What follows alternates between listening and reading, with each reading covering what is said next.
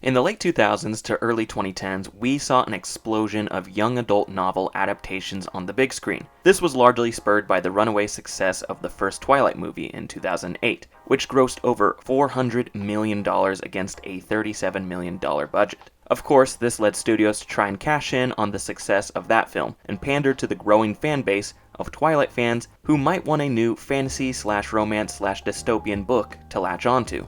We got a few successes in this subgenre, such as the Hunger Games franchise, and the first Maze Runner movie and the first Divergent movie to some extent, but it seemed like more of these films failed rather than succeeded. Just look at The Mortal Instruments, The Fifth Wave, and the topic of today's video, I Am Number 4.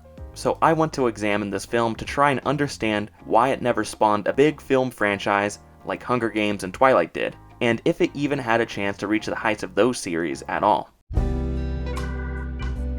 2011's I Am Number 4 is based on a popular young adult novel of the same name, which was published in 2010 and written by Pittacus Lore, aka James Frey. It tells the story of John Smith, an alien taking refuge on Earth while another race of aliens hunt down and kill his kind one by one, and John is next on the list. 1 year before the book was even published, producer/director Michael Bay brought a manuscript of the novel to Stacy Snyder and Steven Spielberg at DreamWorks Studios. J.J. Abrams was also interested in the project at the time, so a bidding war erupted between the two parties, and the rights eventually landed with DreamWorks. Although DreamWorks made the film, Disney distributed the film through their Touchstone Pictures label. A moment of silence for Touchstone Pictures. Gone, but not forgotten. Initially, DreamWorks wanted Michael Bay to both produce and direct the picture, but Bay declined directing duties as he wanted to focus on Transformers: Dark of the Moon. DJ Caruso ended up directing I Am Number 4, who had previously worked alongside DreamWorks and Steven Spielberg on the films Disturbia and Eagle Eye. The creators of Smallville, Al Gough and Miles Miller, were brought in to write the screenplay with some additional rewrites by Marty Noxon. Alex Pettyfer was cast as the lead, and Diana Agron from Glee fame was cast as the love interest. Principal photography kicked off in May of 2010, shooting primarily in Pittsburgh, Pennsylvania, in addition to the Florida Keys for the opening sequence of the film. During the production of the film, Alex Pettyfer and Diane Agron actually began dating, but it ended in a very messy breakup a day after the film's release. Speaking of which, the film was released on February 18th of 2011, and it debuted at number 2 in the box office, right behind the Liam Neeson action thriller, Unknown. It grossed $19 million in its opening weekend, $55 million in the US, and $94 million overseas, for a total worldwide gross of $149 million. The reviews were on the negative side, as the film currently holds a 33% critic and a 57% audience score on Rotten Tomatoes, in addition to a 2.3 out of 5 stars on Letterboxd. The general consensus is that the plot is very simple and the performances are very lackluster, which result in a very forgettable blockbuster. And honestly, I totally agree. Because I literally watched this movie 3 days before I recorded this video, and I already forgot most of the movie. Also, people have been requesting this video for months now, and this whole time I thought I Am Number 4 and Push were the same movie. For some reason, I didn't realize they were two separate movies, so I got very disappointed when Chris Evans didn't show up. Do you guys remember Push though? That was a weird movie. Anyways, back to I Am Number 4. This movie got poor reviews, but the box office wasn't too bad. It made around $150 million on a $50 million budget, so it's not like it was a total bomb. So many fans were excited to see where this franchise might take them. Unfortunately, this franchise would take them nowhere. The end of I Am Number 4 set up a lot of material for a sequel, and got many people excited to see where this franchise might go. There are a total of 6 direct sequels in the book series as well as several spin-offs. So there was a lot of material to pull from. Directly following the release of this film, the screenwriter Marty Noxon announced that a sequel movie was put on hold for the time being. This was because of the bad reviews and the mediocre box office return. Although the film made money, DreamWorks was uncertain if it made enough money to warrant a follow-up film, which would potentially get less money. After this announcement, we didn't get any more news or updates until 2013, when during an interview with I Am Rogue, director DJ Caruso said this about the project. It's come up before because we did decent numbers here in the States, but we didn't do great.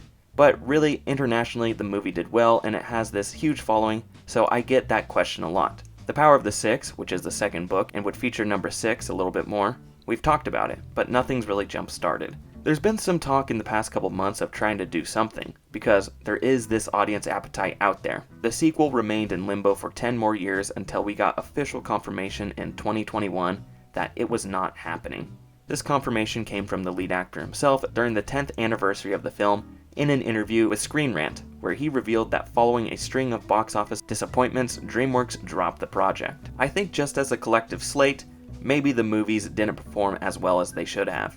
And so the slate was kind of wiped clean for DreamWorks to start again with a new slate relationship with funding.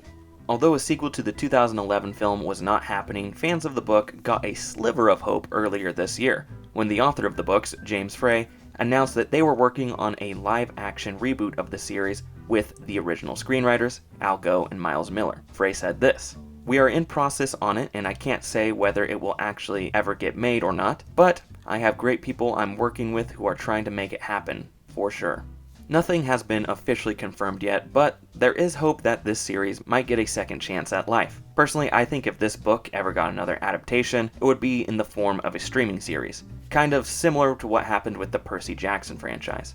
And given that Al Gough and Miles Millar have received a lot of success and acclaim from their Wednesday series on Netflix, this route seems more and more possible. But for the time being, the 2011 film is all we've got from this series. So that of course invites the question on why this film failed when others at the time prevailed.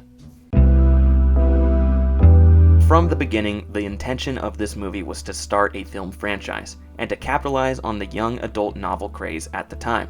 The filmmakers were really trying to emulate Twilight with this film, complete with the brooding mysterious guy stuck in a love triangle, the manic pixie dream girl that has to be saved by the lead, the focus on high school dynamics, the obligatory shirtless scenes of our leads, and even scenes of the characters running through the woods. Parkour! Michael! Parkour! Parkour! Extreme! The marketing campaign was also really leaning into this teenage audience, but more specifically, the teenage girl audience. They ran tons of advertisements in the magazines 17 and Teen Vogue, and they had a promotional iPhone app, and they held a cast tour in conjunction with Hot Topic, and they advertised heavily on the internet as well. And that's why I think this movie failed. It tried too hard to fit into the young adult mold that it falls victim to all the cliches and tropes that are found within the genre, without adding anything exciting and new to set it apart from anything else. On a wider scope, I think this is why the young adult romance/dystopian subgenre crashed and burned so quickly. It's because these movies didn't evolve or change. You compare this to a genre that dominated the market right after the YA craze. Superhero movies. Superhero movies have been pretty consistently hitting at the box office for well over a decade, and that's because there's a little more evolution and variation between films we're seeing. Guardians of the Galaxy is a wildly different film from Logan, which is a wildly different film from Deadpool, which is a wildly different film from Across the Spider-Verse. Yes, many superhero films are very alike and similar, but we are also seeing more of the cliche superhero movies underperform at the box office. So that has kept these studios on their toes to try and shake up the formula to make more interesting movies. This is something the YA movies failed to do, which resulted in dud after dud, and it's on full display in I Am Number 4. Another reason why I think this film failed and why I personally don't like it is because it wants to be two different movies at the same time. For the first hour, it wants to be a teen romance drama, but then the last 30 minutes turn into this over-the-top action film, completed with the signature Michael Bay explosions. Tonally, it just feels very disjointed and all over the place. It doesn't help that they are also trying too hard to set up a sequel instead of just wrapping up the current story being told in the movie. The number 6 character comes out of nowhere, and her importance in the finale feels underdeserved and like she's just there to set up the next film. It's just disappointing, because you can tell there's a lot of cool world building and lore from the books, but this film just goes about portraying it in such a lazy fashion. Another low point of the movie is the main lead. He was the perfect choice for the audience the filmmakers were trying to score, as he's the textbook definition of attractive. I just have a hard time believing he's supposed to be in high school. In the books, this character is supposed to be 16, but God, this dude looks like he's 27 years old. He should be clocking in for a 12-hour shift at the mill, not going to algebra class. Not to mention, he's just a very boring character, coupled with a poor performance and little chemistry with his love interests. I could go on and on about why this film sucks, but the reality is, I'm not the intended demographic. This movie was made for teenage girls, and believe it or not, I'm not a teenage girl. So I can't say whether this film was a hit with its intended audience or not. All I can say is that I didn't enjoy it. And if you want your film to have mass appeal and cross over demographics, it has to be a good and enjoyable film first and foremost. Just look at the Hunger Games movies for an example on how to do young adult movies right. Those movies are most concerned with telling a good story first, not checking all the boxes so they appeal to a certain demographic. Sure, those movies have all the hallmarks of the subgenre that appeal to teenage girls, but they are also just quality films that can appeal to everyone. And I Am Number 4 does not appeal to everyone. So that's the story of 2011's I Am Number 4. It was supposed to be a multi-film series that was cashing in on the young adult movie craze of the early 2010s, but it ended up with no sequels and a mediocre reception. To the general public, it has mostly been remembered as a Twilight ripoff, which is a shame because I know a lot of fans of the books wanted so much more from these adaptations. But what are your thoughts on I Am Number 4? Have you seen it?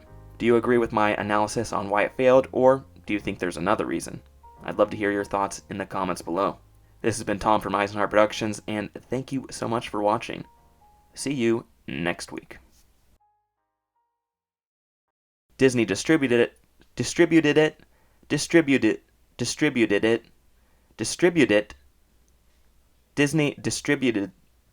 distributed the film